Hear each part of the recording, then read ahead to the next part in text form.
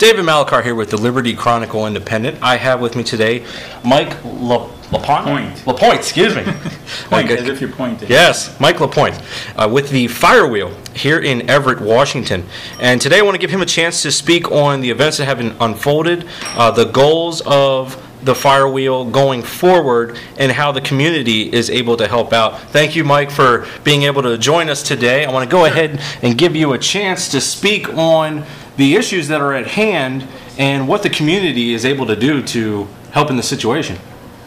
Well, the situation is that the Firewheel has been falling behind in our rent payments for quite a while now. Sometimes we fall behind, sometimes we had to skip the rents, sometimes the rent is 2 weeks late. So, to be perfectly honest, the landlady has been more than accommodating to us for the 3 years that we've been here. But she has tough financial difficulties of her own, and she felt necessary to ask us to leave, given that we had fallen so far behind.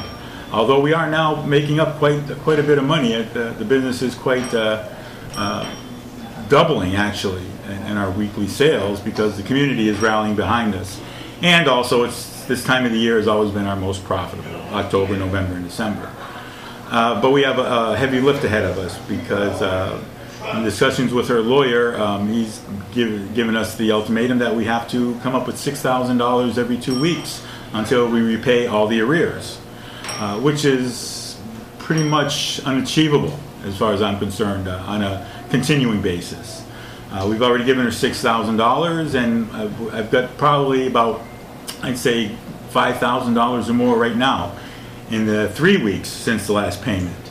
But that I'm afraid that the lawyer has, according to him, gone to the sheriff to seek to have us evicted, although the sheriff hasn't showed up yet. And so I don't know if what's going on with that, but all I can do is continue to try to raise the money to pay her back, and we will, in fact. It's just that the situation is such that a lot of people who are more than willing, even if they don't have the money, they're more than willing to give what they do have, and maybe a little more, to help the Firewheel out, because they appreciate what we do for the community. But to have that hanging over our head that, okay, yeah, I've given you a donation and you were able to make the $6,000 for this 2 weeks, the next 2 weeks down the road, or the 2 weeks after that, if we're behind, basically the lawyer for the landlady can say, well, get out, it's not enough. So it's not really that much of an accommodation or a agreement with us to help us make up the arrears. It's really a stressor on us, and it's really, as far as I'm concerned, it's probably costing us in donations, and it's just not the way to go. What I would like to see done is just to have them back off that $6,000 and just let me do what I do best, and that's raise the money.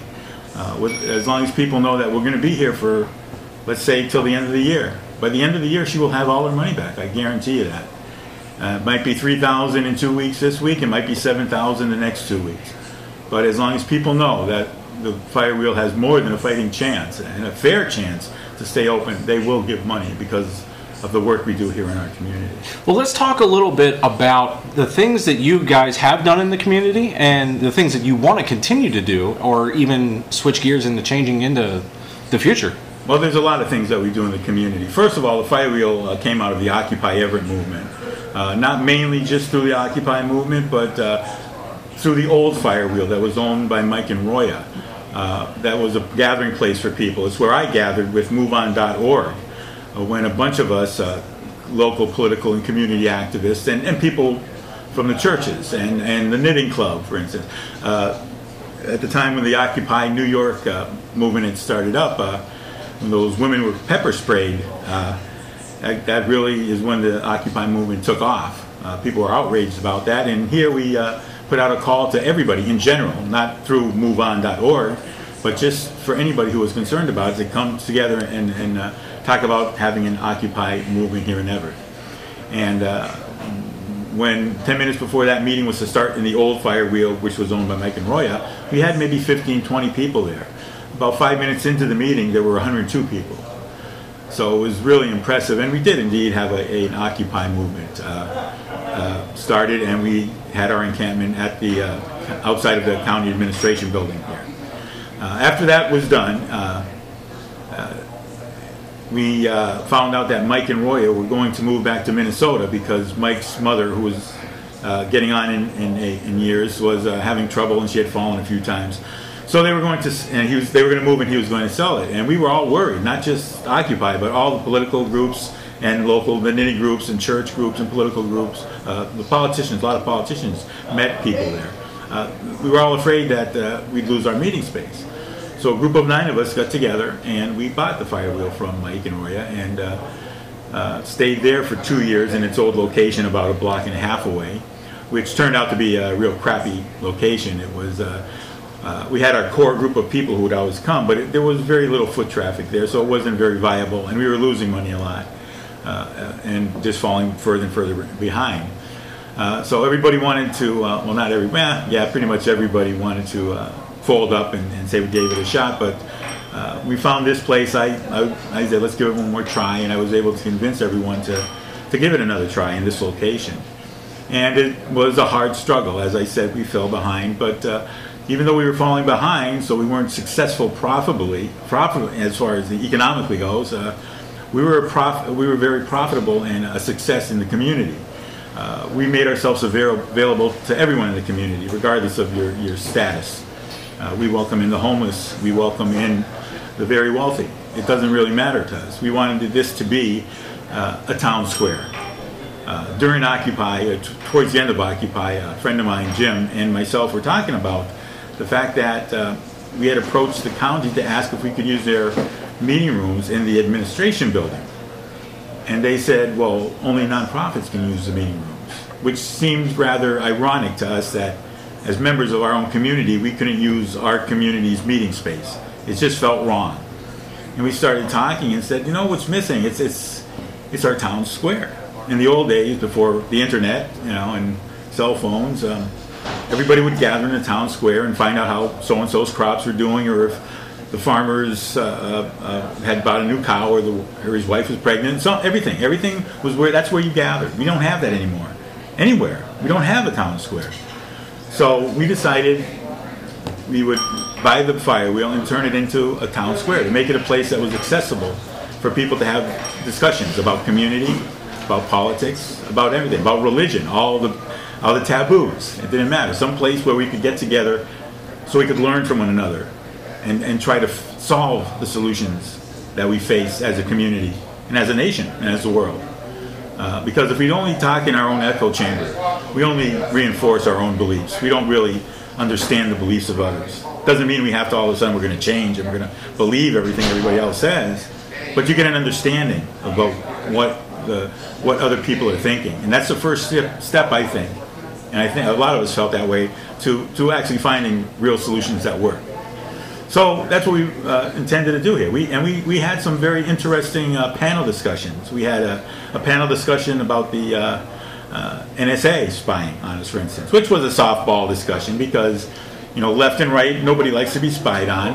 But it was a great opportunity to get different groups in together to talk about an issue that was of importance to everybody. We had the Republican Liberty Caucus. We had ISO, the International Socialist Organization. We had Veterans for Peace, the Green Party, and we actually had a retired member of the NSA who worked in the White House under the Carter administration on the panel. His name's Dean Smith, and he's a local resident. He's a friend of mine. He's active in local politics to this day. And as far as he put it, he was the only person that he knows that ever resigned from the NSA for ethical reasons, because he didn't like the way it was going. He didn't like the way he portrayed it, and it sounds pretty much spot on to me. It isn't so much about securing our nation as it is of trying to get the biggest budget. The ones with the biggest budget have the more power in D.C. And it was always, how can we get a bigger budget so we can be the top guy? And he just got sick of that. Decisions were being made that were purely political or economic in nature, instead of actually dealing with real issues that were actually happening. It was like, the way he put it, he couldn't get into detail because, it is a security issue. But there was some issue with a foreign country where there was some kind of project that they were working on that could be a threat to our national security. But it was all hearsay. It was heard secondhand, third hand. And they went out and they wanted to get $50 million for it. and they really had no concrete proof that this was even a real thing. And when he brought it up, he was overruled, and he just felt that, I guess that was the way he put it. I don't want to put words in his mouth, but it was like that was the final straw. And I admired him for that. He actually took a stand on a moral issue that he felt was strong enough to actually quit his job. And that takes a lot of guts, especially with the NSA. But we did things like that, and we like I said, we want to make it into a town square. So we have meetings in here. We make all this meeting space available to anybody for free.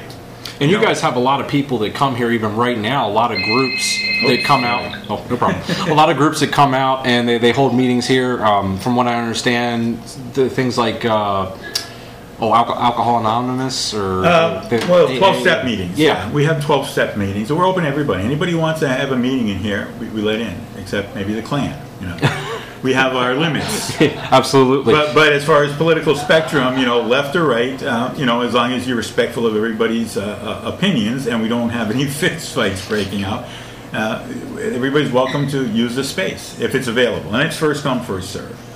If somebody has the space already, they ask for it first, that's it. They get it, We try to accommodate everybody. Like if it's a small group, we might ask them to go into the front where it's in a corner or something. If you have a bigger group of 15 people, we may ask them, to come in here. But for the most part, you get what you want, and people really appreciate that. They in fact, some of them are pretty flabbergasted that we don't charge anything. Although we do take donations. If somebody wants to pass a hat or toss us an extra $20, that's fine. And it's worked out pretty well. And a lot of people just come in here for work. They come in here, they want to get out of the office, they come in here and they work for a few hours in the Firewheel because of the atmosphere it has, because it has a good feeling to it. It feels like it's home. It's not like you're actually working here. We get the couches, it gives it that atmosphere. It's like a huge parlor sort of thing. And we're very successful in that way. And it's also, a lot of people in the community appreciate that we're here. Getting back to the 12-step meetings, I've actually had people tell me that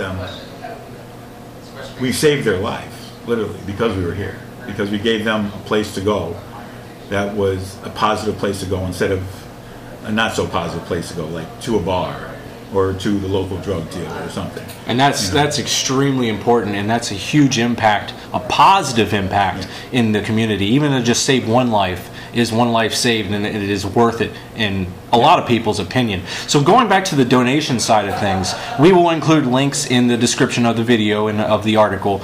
But there's a GoFundMe that people can go to donate. And currently, you're how close to your goal from that? I put it at 20,000. Mm-hmm. We may not need all the 20,000 if I'm given the leeway to just raise the money and get her back rent, because our business has doubled this time of year.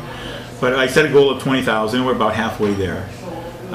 It's a question. I have a question about the actual amount because things get hectic in here. I've been running for political office too and trying to run the shop and running around like a chicken with my head cut off for about a year now. But we set it at 20,000, and we've already given her 6,000. I've got like 5,000 more, so that's about right. That's about halfway.